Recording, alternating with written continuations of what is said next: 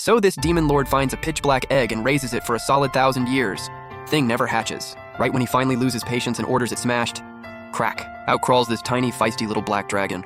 Meanwhile, Xiao Qianying had just woken up inside the egg. No idea what was going on, pitch black all around. She kicks as hard as she can and the shell splits right open. First, a tiny black claw pokes out, then a little horned head follows right behind. But the second she pops out, she's staring straight into a pair of cold amber eyes. Xiao Qianying panics and flings herself back and lands right in the demon lord's lap. Crixie grabs her and hoists her up. He says coldly, "You're a dragon?" Xiao Qianying tries to clap back, but all that comes out is the tiniest little squeak. That's when she notices her whole body is covered in black scales. And there's a little tail dragging behind her. "How did I end up like this?" Her scream comes out as a sad little whimper. But the ministers below, they absolutely lose it. "Oh my god, it's the black dragon, the one that vanished tens of thousands of years ago." The noise is giving Xiao Qianying a headache. Crixie figures she must be in pain. One cold glare from him, the entire hall goes dead silent. Then he turns to the high priest and drops the most unhinged question. "How do you actually hold a baby?" The priest nearly passes out, but still steps forward to give instructions. "First, flip the baby over, belly up, one hand under the back, one hand under the head, tail between your legs, just like that." And just like that, the all-powerful demon lord is fumbling around like a first-time dad, awkwardly adjusting this tiny black dragon in his arms. Poor Xiao Qianying, barely out of the egg, already drained from the struggle and all that handling. Drowsiness hits fast. She doesn't even finish what she was going to say before she passes out cold in his arms.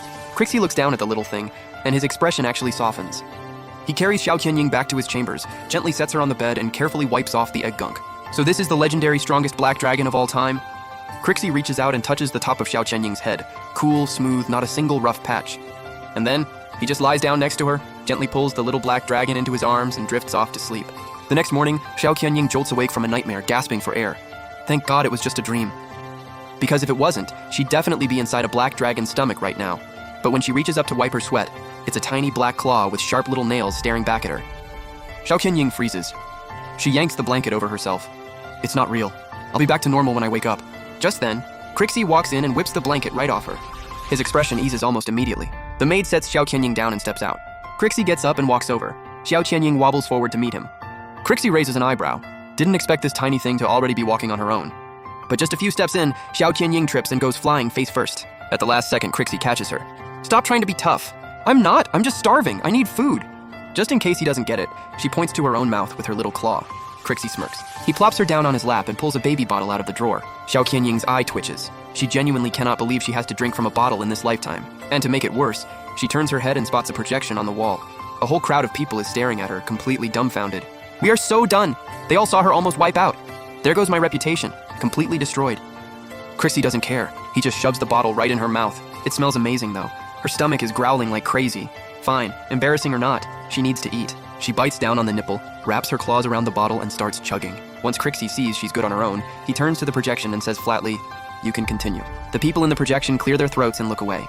"My lord, the human sorcerers are closing in again. Should we teach them a lesson?" The second she hears human sorcerers, Xiao Qianying's ears perk straight up, and suddenly that milk tastes even better. But the demon lord couldn't care less. "Do whatever you want. I don't need updates on humans." The call drops instantly. They all think the royal family is raising the ultimate black dragon to strengthen the demon lord's kingdom. They're so touched. Meanwhile, Xiao Qianying proudly drains the last drop of milk and wipes her mouth with her claw. But Crixie grabs her claw, pulls out a tissue and wipes it clean for her. This man has got to have OCD.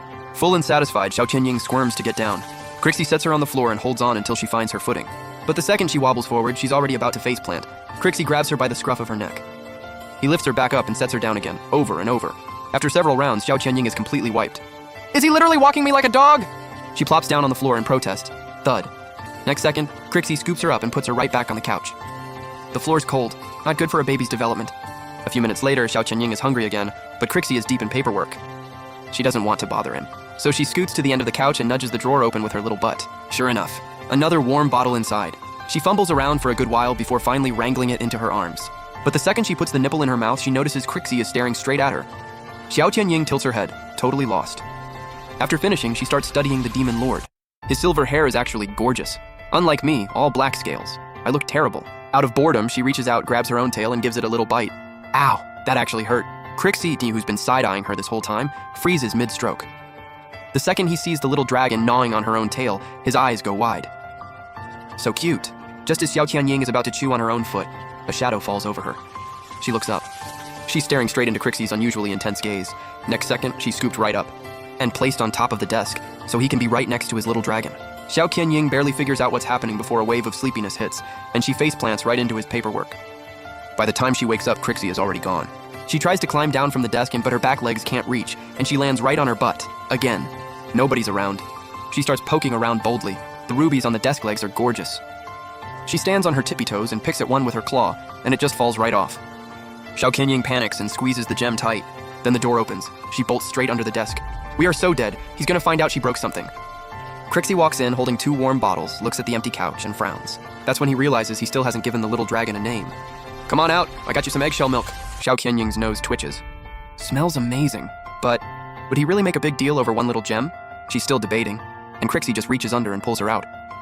She sits on his lap and reaches for the bottle. But she forgot. She still got that ruby clenched in her palm. The ruby rolls across the floor. Xiao Qianying scrambles to get it, but Crixie has a firm grip around her waist.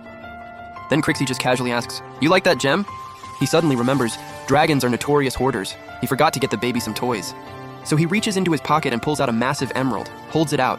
"It's all I've got on me. You want this?" Xiao Qianying sees a bottle in one hand and a green gem in the other. She's convinced this is some kind of test. Fighting every instinct, she firmly shakes her head and clutches the bottle of eggshell milk.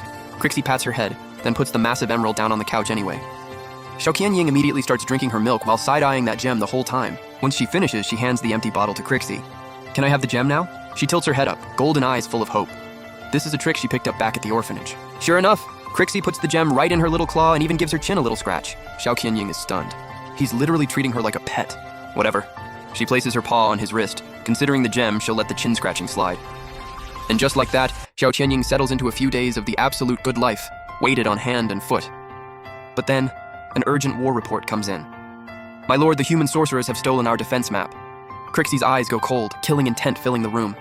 Next time they pull something, kill them on the spot. The icy energy makes Xiao Qianying uneasy. She looks up at Crixie and points a tiny claw toward the window. "Can you take me outside?" And just like that, Crixie picks her up and takes her outside the castle gates for the very first time.